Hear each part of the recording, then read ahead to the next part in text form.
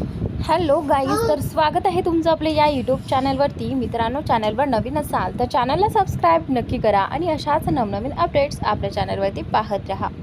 विराज आलियाकडे पाहत आपल्या ओठांवर हलकीशी खट्यास स्मित घेऊन तिच्याकडे येत म्हणाला, यू आर राईट वायफी. अगदी तसाच काहीसा इरादा आहे. आज माझं मन थोडं बेईमान झाले. हे म्हणत त्याने आलियाचे हात जे तिच्या छातीवर होते अलगद पकडले आणि आपल्या हातात घेतले. तिच्या बोटांमध्ये आपली बोटं गुंफून तो तिचे हात बेडवर टेकवतो आणि हळूहळू तिच्या चेहऱ्याजवळ झुकू लागतो. आलिया थोडी घाबरलेली डोळे मोठे करून म्हणाली, हे तुम्ही बरोबर करत नाही आहात. कृपया दूर व्हा माझ्यापासून. पण विराज फक्त हलकंसं हसत तिच्याजवळ आणखी सरकतो. हे पाहून आलिया एका हाताने स्वतःला मोकळं करून त्याच्या छातीवर हात ठेवते आणि म्हणते, मी सांगितलं ना, दूर व्हा. मला कसं तरी विचित्र वाटतंय. ती बोलत असताना तिची नजर वारंवार इकडे तिकडे फिरत होती. हे पाहून विराजच्या ओठांवर एक हलकीशी स्मित रेषा उमटते. तो थोडा झुकतो आणि तिच्या ओठांवर आपले ओठ टेकवतो. क्षणभर आलिया थिजून जाते, पण काही सेकंदाने तीही त्या क्षणात हरवून त्याला साथ देऊ लागते. काही वेळात दोघेही एकमेकात गुंतून जातात. बराच वेळ गेला तेव्हा आलियाला श्वास घ्यायला त्रास होऊ लागतो. विराज हळूच तिच्यापासून दूर होतो. आलियाच्या अंगात एक वेगळीच भावना पसरते. तिचे डोळे मिटतात आणि नकळत तिचे हात विराजच्या केसांमध्ये जातात. विराज तिच्याकडे पाहतो, डोळे मिटलेले शांत चेहरा. तो हलके स्मित करतो, पण अचानक तो थांबतो.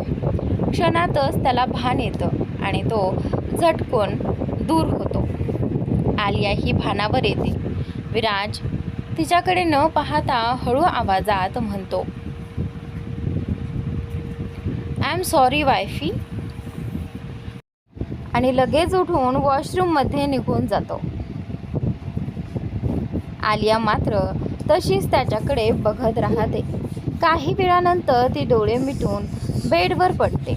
डोळे मिटताच थोड्या वेळापूर्वी घडलेले सगळे क्षण तिच्या डोळ्यासमोर पुन्हा उभे राहतात. तिच्या मनात गोंधळ उडतो. ती मनातच विचार करते, मला आज काय झालं होतं?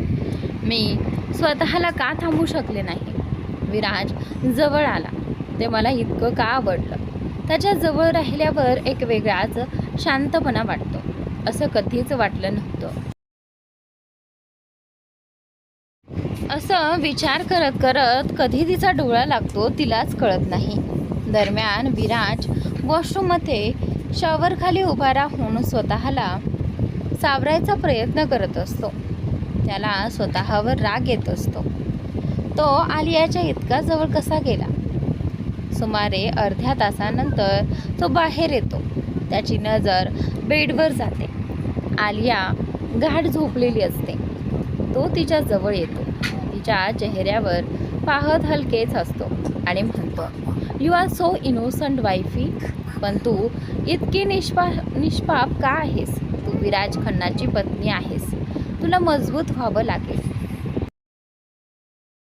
तो पुढे म्हणतो, मी तुला कधीच कमजोर होऊ देणार नाही.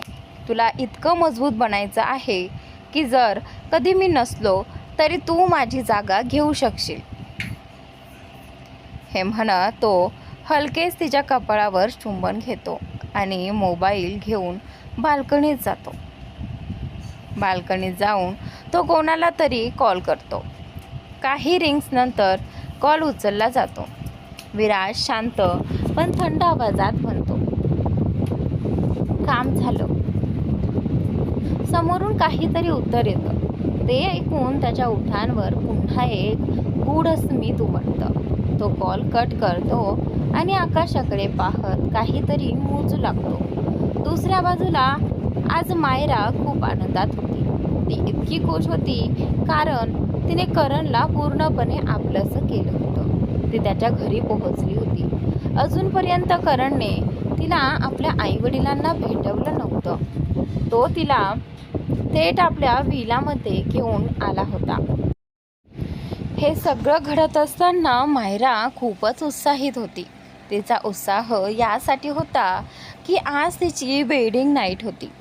जरी त्यांच्यात याआधी अनेक वेळा संबंध झाले होते आणि त्याचाच परिणाम म्हणून तिच्या पोटात त्यांचं बाळ वाढत होतं, तरी आजची रात्र तिच्यासाठी काहीतरी खास होती.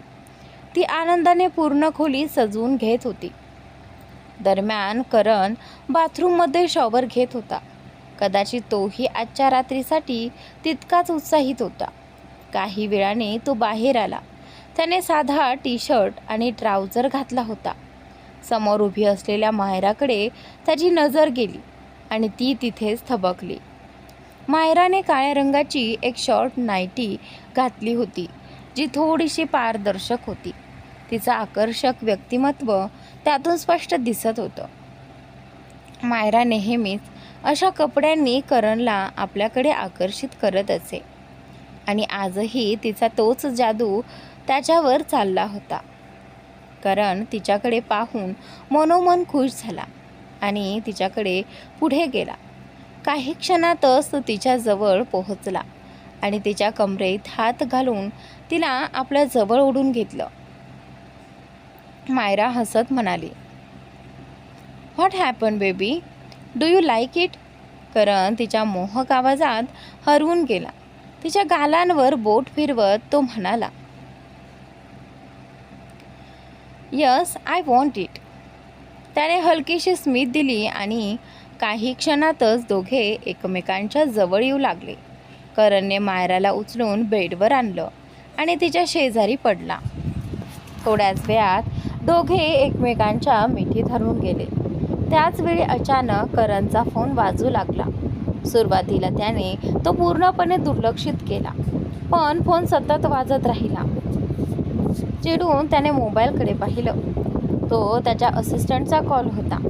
त्याने रागाने कॉल उचलत म्हटलं, "इतक्या रात्री फोन का केलास? तुला स्वतःची काळजी नाही का?" पलीकडून काहीतरी सांगितलं गेलं आणि ते ऐकताच करणच्या चेहऱ्यावरचे भाव पूर्णपणे बदलले. तो स्तब्ध झाला, जणू काही मोठा धक्का बसला होता. मायरा जे बेडवर होती त्याची वाट पाहत होती, पण तो हलतच नव्हता. ती त्याच्याजवळ येत म्हणाली, "हे बेबी, काय झालं? मध्येच का थांबलास? चल ना, पुन्हा सुरू करूया." पण करण काहीच प्रतिक्रिया देत नव्हता. ती पुन्हा म्हणाली, "बेबी, काय झालं तुला? कोणाचा फोन होता? तू असा का वागत आहेस?"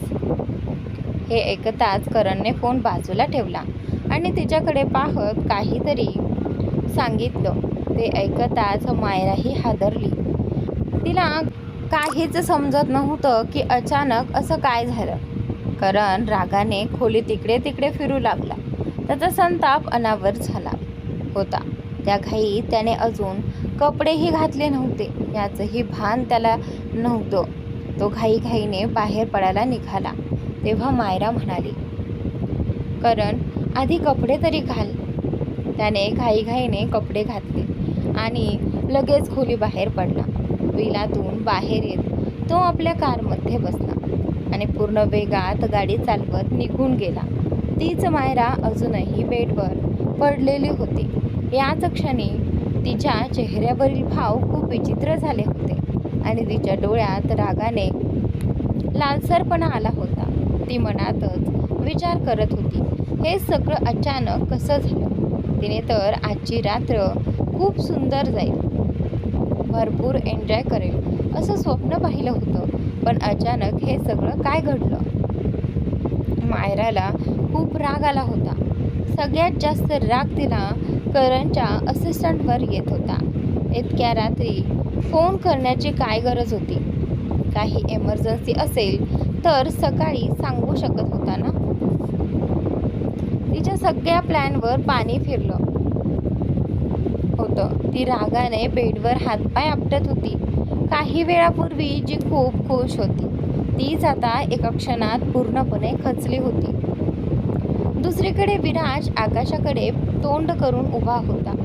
त्याच्या चेहऱ्यावर कोणताही भाव नव्हता, पण अचानक त्याच्या चेहऱ्यावरील भाव बदलले आणि त्याच्या ओठांवर एक डेव्हिलसारखी स्माईल उमटली. ती स्माईल हळूहळू हसण्यात बदलली. आणि तो एखाद्या शैतानासारखा हसू लागला. तो हसत म्हणाला, नॉट बॅड.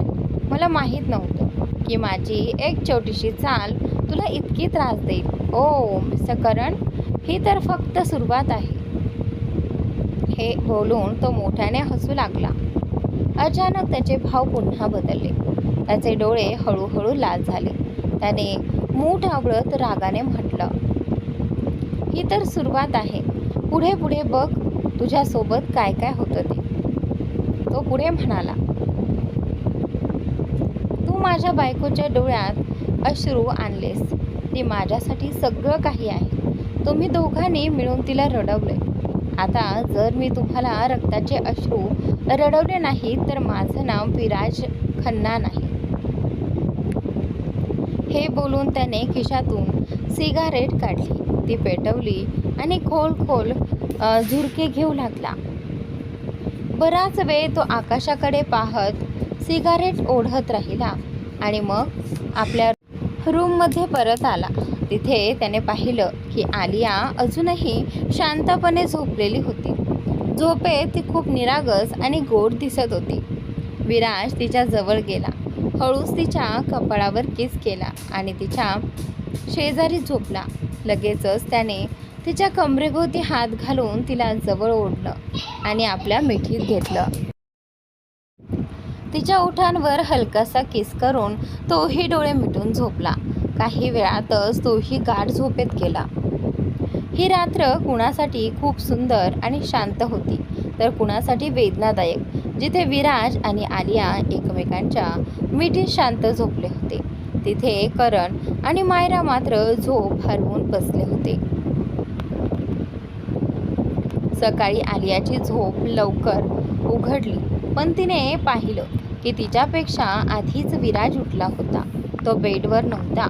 हे पाहून ती हलकसं हसली, स्वतःलाच गुड मॉर्निंग म्हणाली आणि अंग ताणू लागली. मग ती उठून थेट वॉशरूममध्ये गेली. काही वेळाने ती बाहेर आली तेव्हा विराजही रूममध्ये आला होता. तो जिम करून आला होता. आलिया त्याच्याकडे थोडा वेळ पाहत राहिली आणि मग नजर वळवली. विराज तिला पाहून हसत तिच्याकडे झुकू लागला. तेव्हा आलिया म्हणाली, तुम्ही पूर्ण घामाने भिजलेले आहात. आधी जाऊन फ्रेश व्हा. तुमच्यातून वास येतोय. हे ऐकून विराज केसात हात फिरवत स्टाईलमध्ये म्हणाला, हे वाईफी, मला वाटलं नव्हतं तुम्हाला असं बोलेल. तुला माहिती आहे का, मला पाहण्यासाठी मुली वेड्या होतात, पण विराज खन्ना कोणाच्या हातात सहज लागत नाही. तू खूप नशीबवान आहेस की तुला मी मिळालोय. माझ्या एका झलकसाठी लोक तरसतात. आलिया त्याचं सगळं ऐकत होती. शेवटी तिने रागाने त्याला ढकललं आणि म्हणाली, असं आहे का? मग जा ना त्या मुलींकडे. माझ्याकडे वेळ का वाया घालवताय? आलिया म्हणाली. हे बोलून ती रागाने तिथून निघून गेली. विराज हसत म्हणाला, उफ वायफी, तुझे हे नखरे एक दिवस माझा जीव घेणार आहेत. असं म्हणत तो वॉशरूममध्ये गेला. अर्ध्या तासाने सगळे डायनिंग टेबलवर बसले होते.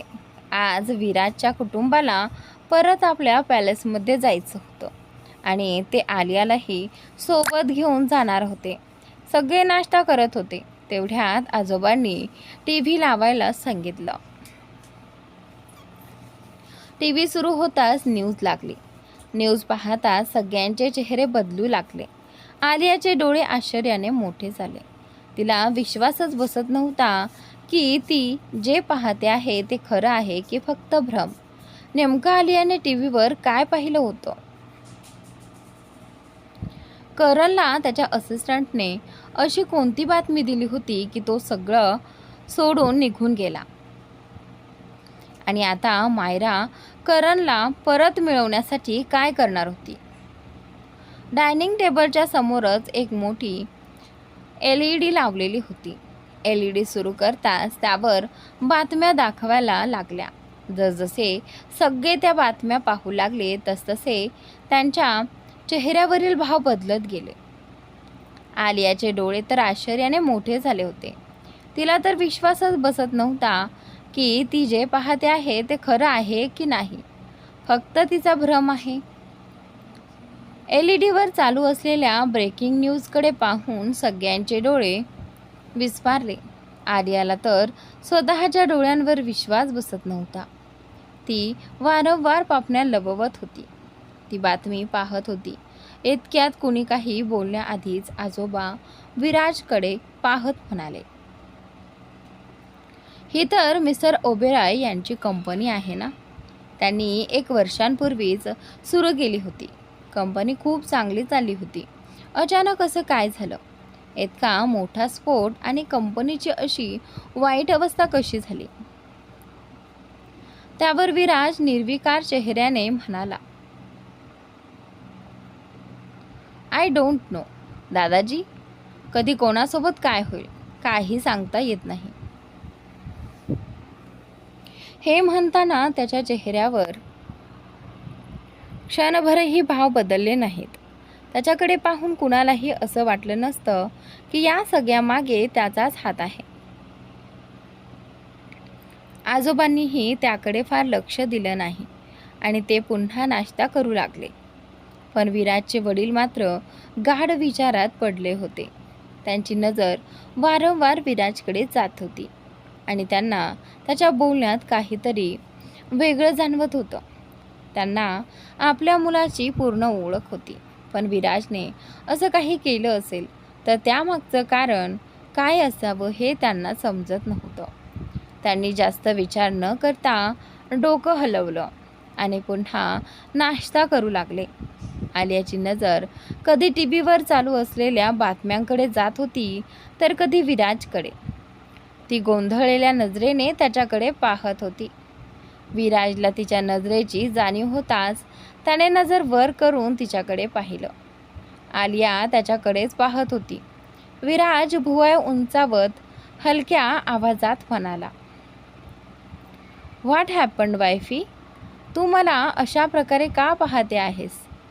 Don't stair me, otherwise I can't control myself. हे ऐकताच आलियाने तोंड वाकडं केलं.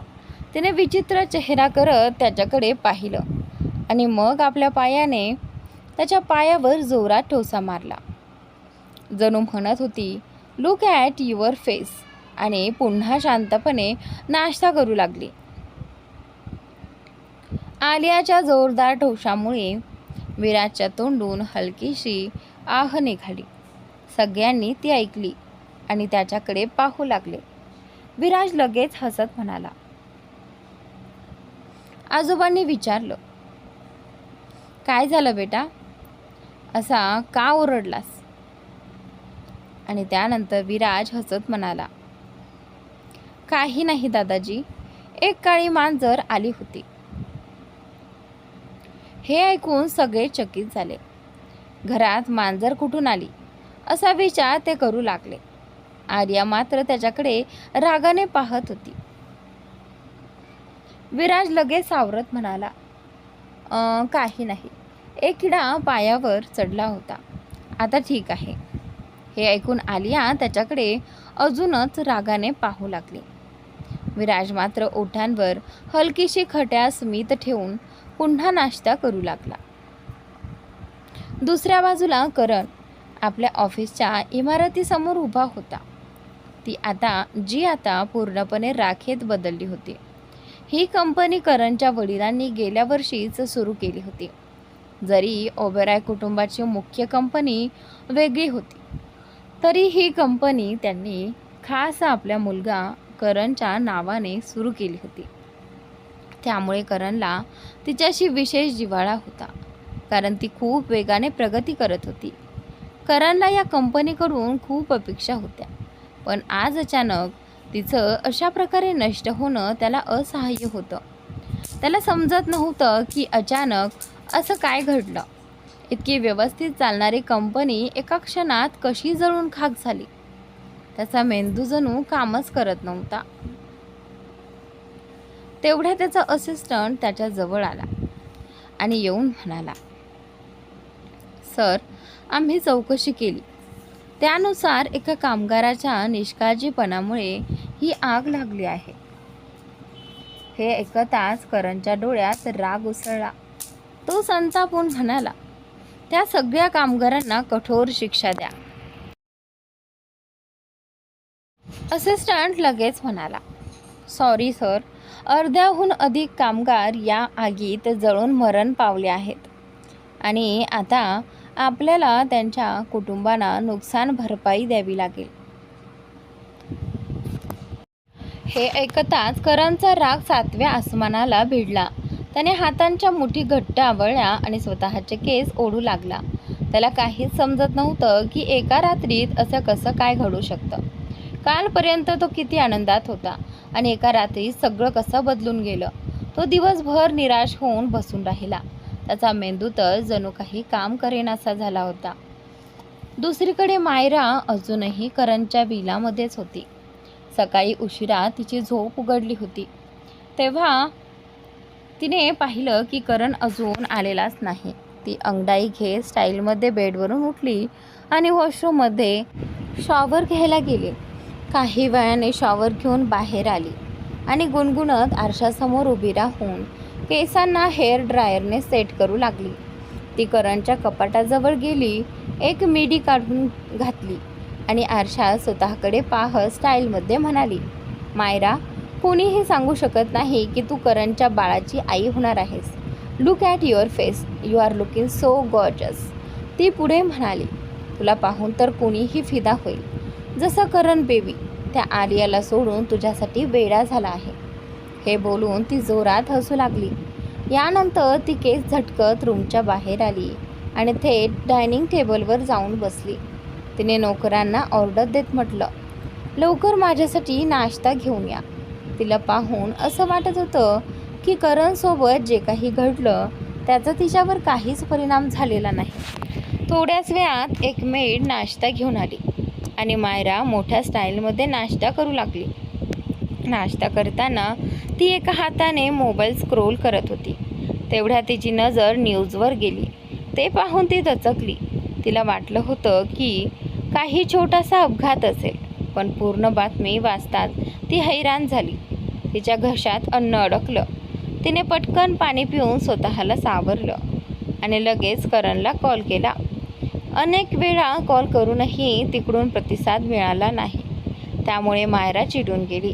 तिने रागाने मोबाईल सोफ्यावर फेकत म्हटलं, व्हॉट द हेल, हा करण स्वतःला काय समजतो?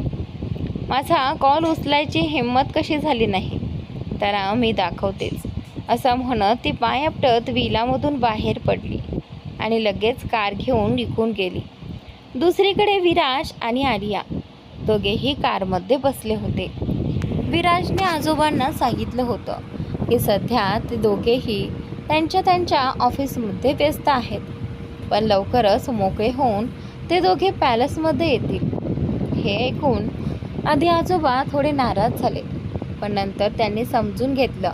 विराज आपल्या लॅपटॉपमध्ये काही महत्त्वाचे मेल्स तपासत होता, तर आलिया मात्र एकटक त्याच्याकडे पाहत होती. जणू काही ती त्याला समजून घेण्याचा प्रयत्न करत होती. काही वेळ विराजही तिरक्या नजरेने आलियाकडे पाहत होता. त्याला माहिती होतं की ती त्याच्याकडेच पाहते आणि का पाहते हेही त्याला चांगलं समजत होतं.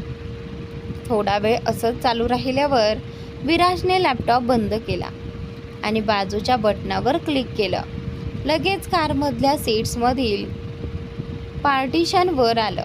त्यामुळे ड्रायव्हरला मागे काय चाललं आहे हे दिसणार नव्हतं. हे पाहून आलियाचे डोळे थोडे लहान झाले. ती काही बोलण्याआधीच विराजने झटक्यात तिच्या कमरेला हात घालून तिला आपल्या मांडीवर बसवलं. तिच्या चेहऱ्याजवळ येत तो आपल्या मॅग्नेटिक आवाजात म्हणाला, व्हॉट डू यू वॉन्ट वायफी? हे ऐकून आलिया लाजेने लाल झाली. तेवढ्यात विराज तिच्या कानात काहीतरी कुजबुजला. ते ऐकताच तिचे डोळे रागाने लाल झाले, पण त्याचवेळी तिच्या चेहऱ्यावर एक वेगळी चमकही दिसत होती. ती रागाने लाल झाली होती. लाजेने हे ओळखणं कठीण होतं. आलियाने मुठी आवळून विराजच्या छातीवर हलकेच मारत म्हटलं, बेशरम, तुम्हाला लाज वाटत नाही का असं बोलताना? उफ, फ्लर्टर, कधीही बघा फ्लर्टच करत राहता. हे ऐकून विराजच्या ओठांवर हलकी स्मित रेषा उमटली. तो तिच्याकडे पाहत डोळा मारतो आणि क्षणाचाही विलंब न करता तिच्या ओठांवर आपले ओठ ठेवतो. हळूहळू त्याने त्या हलक्या चुंबनाला अधिक गहिरं केलं. आलियाने अशी अपेक्षा केली नव्हती. अचानक झालेल्या त्या उत्कट चुंबनाने ती थोडी आश्चर्यचकित झाली. तिचे डोळे मोठे झाले, पण काही क्षणातच तीही त्या क्षणात हरवली. तिचे हात नकळत विराजच्या केसात फिरू लागले. विराजचा एक हात तिच्या कमरेवर होता तर दुसऱ्या हाताने तो तिचा चेहरा अलगद धरून होता. आलियाचा एक हात त्याच्या पाठीवर तर दुसरा त्याच्या केसात गुंतला होता. दोघेही एकमेकात पूर्णपणे हरवून गेले होते. त्या कारमध्ये त्यांच्या प्रेमाची जणू एक सुगंध दरवळत होती. जणू ते दोघे जग विसरून एकमेकांतच गुंतले होते. एकमेकांत ते इतके हरवले होते की त्यांना हेही भान नव्हतं की ते दोघं सध्या घरात नाहीत तर कारमध्ये आहेत. त्यांचं हे किस बराच वेळ चालू होतं. किस करताना आलियाला श्वास घेण्यात त्रास होऊ लागल्यावर विराजला नाईलाजाने तिला सोडावं लागतं. त्याने अलगद तिची ओठ सोडून तिला आपल्या छातीशी घट्ट कवटाळलं.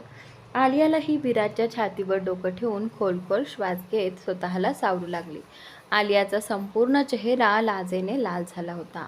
तिने डोळे मिटून विराजच्या छातीवर डोकं ठेवत त्याच्या धडधडणाऱ्या हृदयाची जाणीव करण्याचा प्रयत्न केला, जे सध्या खूप वेगाने धडधडत होतं. विराजही स्वतःच्या वाढलेल्या धडधडीला शांत करण्याचा प्रयत्न करत होता.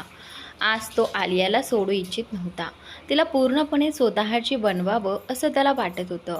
पण हा योग्य वेळ नव्हता आणि आलियानेही त्याला तशी संधी दिली नव्हती. त्यामुळे तो डोळे मिटून खोल श्वास घेत आपल्या भावनांवर नियंत्रण ठेवत होता.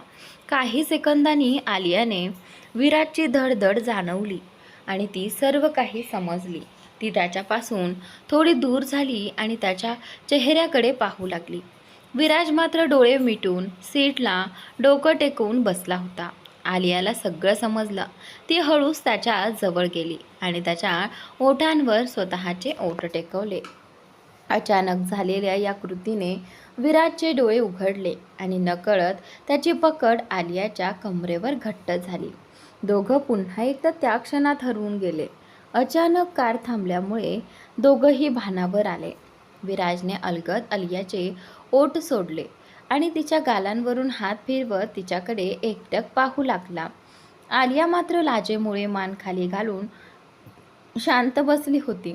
ती त्याच्याकडे बघायलाही तयार नव्हती. विराज तिच्या लाल झालेल्या गालांकडे पाहून हलकं हसला. तिच्या गालांवर अंगठ्याने हलके स्पर्श करत तो आपल्या आकर्षक आवाजात म्हणाला, सो वायफी, पुढचं आपण रात्री कंटिन्यू करू का? किंवा तुला हवं असेल तर आत्ताच पण?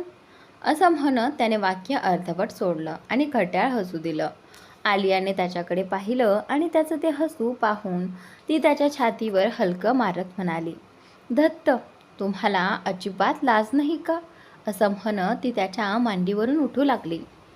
पण विराजने पुन्हा तिची कंबर पकडून तिला आपल्या मांडीवर बसवत म्हटलं, वायफी, असं माझ्यापासून दूर जाऊ नकोस, बिकॉज इट्स हर्ट्स मी. हे ऐकून आलिया आश्चर्याने त्याच्याकडे पाहू लागली.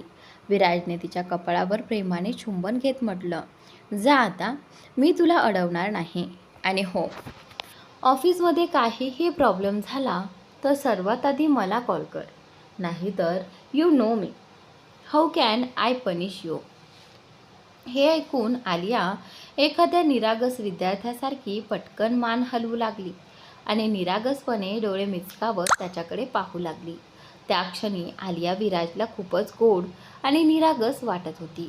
तो तिच्या गालावर हलकं चुंबन घेत म्हणाला, ओके, टेक केअर वायफी. विराजने सोडताच आलिया पटकन त्याच्या मांडीवरून उतरली. केस ठीक करत कारमधून बाहेर आली. तिचा श्वास अजूनही वेगाने चालू होता. काही क्षण ती स्वतःला सावरत राहिली आणि मग घाईघाईने मोठी पावलं टाकत ऑफिसमध्ये शिरली.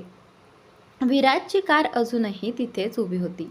आलिया ऑफिसमध्ये गेल्यावर विराजने ड्रायव्हरकडे पाहून थंड आवाजात म्हटलं, चला.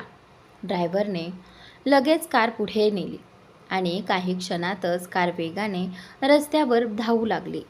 दुसऱ्या बाजूला मायरा रागाने कार जोरात चालवत करणच्या ऑफिसकडे निघाली.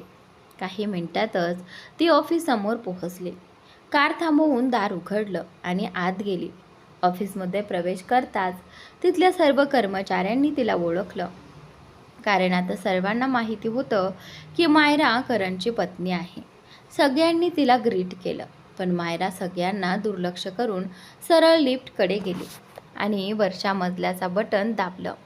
काही सेकंदातच ती करणच्या केबिन बाहेर उभी होती. तिने एकदम दरवाजा उघडला आणि आत प्रवेश केला. तिथे त्यावेळी कोणीच नव्हतं. हे पाहून ती थोडी हैराण झाली. ती सगळीकडे करणला शोधू लागली, पण तो तिला कुठेच दिसला नाही. हे पाहून ती रागाने पुन्हा एकदा करणला कॉल करते, पण यावेळीही करण कॉल उचलत नाही. आता तर मायराचा राग आणखी वाढत चालला होता. ती लगेच काहीतरी विचार करते आणि करणच्या असिस्टंटला कॉल करते. काही रिंग्सनंतर असिस्टंट कॉल उचलतो. मायरा रागाने विचारते, करण कुठे आहे? हे ऐकून असिस्टंट घाबरतो आणि काही क्षण बोलू शकत नाही. थोड्या वेळाने धीर एकवटत तो हळू आवाजात म्हणतो, मॅम, सर आत्ता त्यांच्या पेंट हाऊसमध्ये आहेत. हे ऐकताच मायरा लगेच कॉल कट करते, बाहेर येते आणि ऑफिस बिल्डिंगमधून निघून लिफ्टकडे जाते. कारण वरच्या मजल्यावरच करणचं पेंट हाऊस होता. काही वेळातच ती पेंट हाऊसच्या बाहेर पोहोचते. तिथे एक गार्ड उभा असतो. तो मायराला पाहून नम्रपणे अभिवादन करतो, पण मायरा त्याला दुर्लक्ष करून आत जाते. समोरचं दृश्य पाहताच तिच्या डोळ्यात राग उसळतो. करण जमिनीवर बसलेला असतो. त्याच्या हातात बिअरची बाटली असते. आजूबाजूला अजून काही रिकाम्या बाटल्या पडलेल्या असतात आणि त्याच्या जवळच त्याचा मोबाईलही पडलेला असतो. मायरा पुन्हा त्याला कॉल करते. मोबाईल तिथेच वाजत राहतो, पण करण पूर्णपणे दुर्लक्ष करून आपली ड्रिंक एन्जॉय करत असतो. हे पाहून मायराचा राग अनावर होतो. ती संतापाने करणजवळ जाते आणि ओरडते, हे सगळं काय आहे करण? मी तिथे तुझी किती वेळ वाट पाहते. काल रात्रीपासून मी किती बेचैन आहे आणि आज सकाळीही किती त्रास झाला मला, पण तुला काहीच भान नाही. ती पुढे म्हणते, अर्ध्या रात्री तू मला तुझ्या बायकोला बेडवर एकटी सोडून इथे आलास? एकदाही विचार केलास का माझ्यावर काय गेलं असेल? कालच आपलं लग्न झालं, अजून आपण एकही चांगला क्षण एकत्र घालवला नाही आणि तू इथे बसून दारू पितेस. तुला अजिबात जाणवते का की कोणी तुझी वाट पाहते? हे बोलून ती रागाने त्याच्याकडे पाहते. करण आधी तिच्याकडे बघतही नाही आणि नंतर बघतो तेव्हा कोणताही भाव न दाखवता पुन्हा नजर वळवतो. तो पुन्हा बाटली तोंडाला लावून पिणं सुरू करतो. हे पाहून मायराचा राग आणखी वाढतो. थोड्याच वेळाने करण डगमगत उभा राहतो आणि तिच्याकडे येत म्हणतो, ओ मायरा बेबी, तू आलीस? तुला माहिती नाही मी तुझी किती आतुरतेने वाट पाहत होतो. त्याचा आवाज आणि पावलं दोन्हीही डगमगत असतात. तो तिच्या जवळ येऊन तिला मिठी मारतो. मायराला लगेच त्याच्याकडून दारूचा तीव्र वास येतो. ती लगेच त्याला दूर करते आणि म्हणते, छी करण, किती घाणेरडे झालायस तू. पूर्ण शरीरातून दारूचा वास येतोय. आधी जाऊन फ्रेश हो, मग आपण बोलू. यावर करण तिच्याकडे पाहत टोमणा मारत असतो आणि म्हणतो, वा मायरा बेबी, इतक्या लवकर नवऱ्याचा कंटाळा आलाय का? की कुठे दुसरं काही चाललंय? हे ऐकून मायरा अवाक होऊन त्याच्याकडे पाहते. तेवढ्यात करण हसत तिच्या गालावर हलकेच बोटांनी टॅप करत म्हणतो, जस्ट चिल बेबी, मजा करत होतो. काल रात्रीच माझी नवीन कंपनी पूर्णपणे बुडाली, म्हणून थोडं दुःख विसरायला पितोय. हे म्हणत तो बाटलीचा शेवटचा घोट घेतो आणि ती बाटली जमिनीवर फेकतो. मग डगमगत बाथरूमकडे जातो. मायरा रागाने त्याच्याकडे पाहत राहते. काही सेकंदातच बाथरूममधून काहीतरी पडल्याचा आवाज येतो. ती धावत आत जाते आणि पाहते की करण बेशुद्ध अवस्थेत जमिनीवर पडलेला आहे. हे पाहून ती कपाळावर हात मारते. ती बाहेर उभ्या नोकरांना बोलावते आणि त्यांच्या मदतीने करणला बेडवर झोपवते. मग त्यांना बाहेर जायला सांगते. मायरा करणकडे पाहत रागाने पुटपुटते. माझ्या नशिबात तूच होतास बहुतेक. काय दुर्दैव आहे माझं. मीच वेडी होते जी तुझ्या मागे लागले. आणि ती आलिया, जर ती मध्ये आली नसती तर मी कधीच तुझ्याकडे पाहिलं नसतं. असं म्हणत ती पाय आपटत तिथून निघून जाते. दुसऱ्या बाजूला आलिया ऑफिसमध्ये पोहोचते. तेव्हा तिला ऑफिसच्या दारातच जिया भेटते. मग दोघीही हसत एकत्र आत जातात. ऑफिसमध्ये एक वेगळंच वातावरण होतं. सगळेजण आलियाकडे पाहून कुजबूज करत होते. पण आलिया आणि जिया दोघींनीही सगळ्यांकडे दुर्लक्ष करून आपल्या केबिनमध्ये गेल्या. तेवढ्यात आलियाचे वडील घाईघाईने आपल्या केबिनमधून बाहेर येतात. जणू काहीतरी चिंतेत आहेत. ते लगेच आलियाच्या केबिनमध्ये येतात. त्यांना पाहून आलिया क्षणभर चकित होते, पण लगेच स्वतःला सावरत उभी राहते आणि म्हणते, गुड मॉर्निंग सर. आपण इथे? काही काम असतं तर मला बोलावलं असतं. हे ऐकताच तिचे वडील तिच्या जवळ येतात. तिला मिठी मारतात आणि म्हणतात, आलिया बाळा, आय एम सॉरी. मला माहीत आहे तू तुझ्या डॅडवर खूप नाराज आहेस. तुझ्या लहान बहिणीने जे काही केलं त्यात तिचीही काही चूक नाही. ती अजून लहान आहे. तिला एवढी समज नाही. आणि तूही बघ, ते दोघं एकमेकांवर प्रेम करतात. मग तू त्यांच्यामध्ये का यायचं? चांगलंच आहे ना. जर विराज तुझ्यावर प्रेम करत असताना तुझ्याशी लग्न केलं असतं तरी तू आनंदी राहिली नसतीस. अशा प्रकारे तू किमान खुश राहशील. सुरुवातीला थोडा त्रास होईल, पण हळूहळू तू स्वतःला सावरशील. हे ऐकताच आलिया ओठांवर एक कटू हसू आणत म्हणते, इट्स ओके सर. तुम्हाला माझी काळजी करण्याची गरज नाही. तुम्ही तुमच्या मुलीची काळजी घ्या. तसंही मी तुमची फक्त एक कर्मचारी आहे, तुमची मुलगी नाही. हे ऐकताच तिच्या वडिलांच्या कपाळावर आठ्या पडतात. ते रागाने म्हणतात, काय बडबड करतेस तू? तुला भान आहे का तू काय बोलतेस? तू माझी मोठी मुलगी आहेस. तुला कळतंय का तू काय बोलतेस? त्यावर आलिया हसत म्हणते, हो, तुम्हाला खरंच माहीत आहे का की मी तुमची मुलगी आहे? की तुमची फक्त एकच मुलगी आहे? कारण आजपर्यंत ऑफिसमध्ये कुणालाच माझ्याबद्दल माहिती नाही. अगदी जगालाही माहिती नाही की मी तुमची मुलगी आहे. सगळ्यांच्या नजरेत फक्त मायरा हीच तुमची मुलगी आहे. माझं तर कुठेच अस्तित्व नाही. ती पुढे म्हणते, माझ्यासोबत माझ्या आईचंही काही अस्तित्व नाही. कारण तिच्या जागी तुम्ही त्या दुसऱ्या बाईला आणलं, जिला तुम्ही आधी ठेवलं आणि नंतर तिला आज पत्नीचा दर्जा दिलात. आलिया इतकंच बोलते. तोच तिचे वडील तिला ओढून एक जोरदार थप्पड मारतात. रागाने तिच्या गालांना पकडत ते म्हणतात, हाऊ डेअर यू. तुझी हिंमत कशी झाली तुझ्या मॉमबद्दल असं बोलायची? ती तुझी आई आहे. यावर आलिया त्यांचा हात झटकत म्हणते, बस, खूप झालं. मी तिला माझी आई मानत नाही आणि तुमच्या त्या मुलीला मी माझी बहीणही मानत नाही. समजलत का? हे ऐकताच तिचे वडील आणखी संतापतात आणि पुन्हा एक थप्पड मारतात. ते रागाने म्हणतात, मला माहिती नव्हतं की तू इतकी बेशरम आहेस. तुझ्यापेक्षा मायरा चांगली आहे. ती लहान असूनही तिला कसं वागायचं हे कळतं. पण तुझ्यासारखी मुलगी, तुला विराजने सोडलं. आता तू काय करणार? कुठे जाणार? तू कुणाला तोंड दाखवण्यालायक राहिली नाहीस. नक्कीच तू काहीतरी असं केलं असेल, म्हणूनच विराजने तुला सोडलं. कदाचित तू काहीतरी चुकीचं केलं असेल, म्हणून त्याने तुला कधी स्पर्शही केला नसेल. वडिलांच्या तोंडून हे सगळं ऐकताच आलियाच्या डोळ्यात आश्चर्य दाटून येतं. तिचे डोळे हळूहळू पाणवतात. तिला स्वतःच्या कानांवर विश्वास बसत नाही. समोर उभा असलेला माणूस तिचाच वडील आहे, जो तिच्याबद्दल इतक्या घाणेरड्या गोष्टी बोलतो आहे, तिच्या चारित्र्यावर आरोप करतो आहे. तेवढ्या तिचे वडील अजून काहीतरी बोलतात आणि ते ऐकताच आलियाच्या डोळ्यातून अश्रू धबधब्यासारखे वाहू लागतात. तिच्या डोळ्यातून अश्रू सतत वाहू लागले.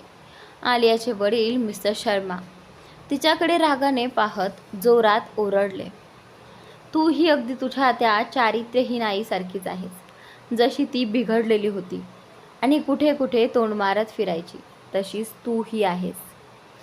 तू माझी मुलगी आहेस की कोणाच्या पापाचं ओझं तुझ्या आईने माझ्या माती मारलं आहे. हे शब्द ऐकताच आलियाचे डोळे आश्चर्याने मोठे झाले. तिच्या डोळ्यात पाणी दाटून आलं. तिला विश्वासच बसत नव्हता की तिच्या समोर उभा असलेला माणूस तोच आहे ज्याला ती आजवर आपला आदर्श आणि सर्वोत्तम वडील मानत होती. आज तोच तिच्यासमोर तिच्या आईचा आणि तिचा अपमान करत होता, तेही त्या मायरा नावाच्या मुलीसाठी, जिच्यामुळे हे सगळं घडत होतं. तिच्या आईमुळे, जी या घरात आल्यापासून सगळं उद्ध्वस्त करून गेली होती. हे सगळं विचार करताच आलियाचे डोळे भरून आले आणि अश्रू वाहू लागले. ती कसंबसं स्वतःला सावरून उभी होती, पण तिचे वडील तिच्याकडे लक्ष देत नव्हते. ते रागाने तिला सतत काही ना काही बोलत होते. शेवटी जेव्हा आलियाला सहनच झालं नाही, तेव्हा तिने टेबलवर जोरात हात आपटत म्हटलं, just shut up. I said just shut up. तिच्या तोंडून हे शब्द ऐकताच तिचे वडील थोडे थबकले. तिचे डोळे लाल झाले होते आणि ओठ थरथरत होते. क्षणभर तेही घाबरले, पण लगेच रागाने म्हणाले,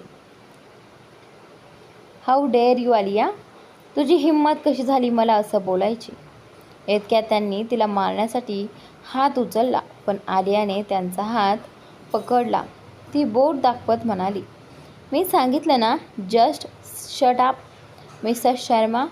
आज नंतर तुम्ही माझ्या आईबद्दल किंवा माझ्याबद्दल काही वाईट बोलायचा विचारही करू नका, नाहीतर माझ्यापेक्षा वाईट कोणी नसेल. असं म्हणत तिने त्यांचा हात झटकून दिला. हे ऐकताच त्यांच्या रागाचा पारा चढला. ते ओरडले, यू आर फायर्ड आलिया. आलियाने तिरकी स्मित करत उत्तर दिलं, खरंच तुम्ही मला फायर करणार? त्याची गरज नाही, मी स्वतःच ही नोकरी सोडते. असं म्हणत तिने पटकन एक पेपर काढला, त्यावर राजीनामा लिहिला आणि त्यांच्या समोर फेकला. मग आपली बॅग उचलून ती ताबडतोब कॅबिनच्या बाहेर निघून गेली.